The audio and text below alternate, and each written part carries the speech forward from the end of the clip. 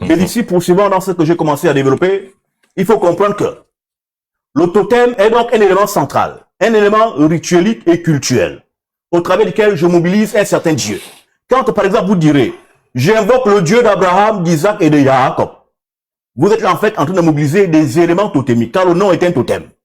Parce que comportant au-delà de lui une certaine énergie, une certaine vibration. Sachant que derrière le totem, il y a une entité, il y a des forces, il y a une identité mystico-vibratoire spécifique.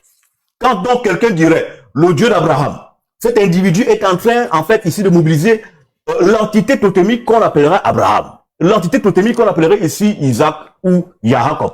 Je dis, est-ce que Abraham, Isaac et Jacob sont des entités totémiques Ce sont des entités totémiques parce que, justement, ces noms revêtent en eux une qualité vibratoire. Le nom est un totem. Le nom est un totem. Parce que derrière le fait totémique, il y a aussi l'idée de relique. Mais tu as dit gorille tout à l'heure. Oui. Quelle est la conséquence vibratoire du gorille par rapport à... Bon, par exemple, un Essangui. Ça, c'est la tribu des guerriers, des gens forts.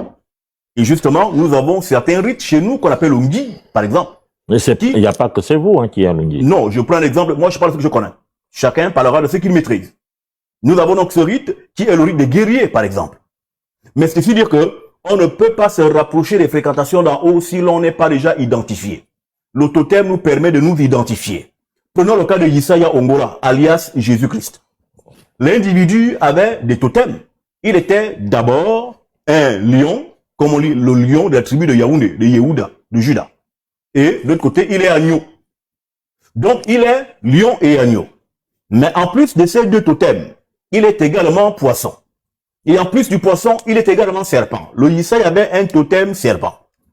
Justement, quand il s'apprête à aller sur le mont du Calvaire, il disait qu'il fallait qu'il soit élevé comme le serpent de Moïse.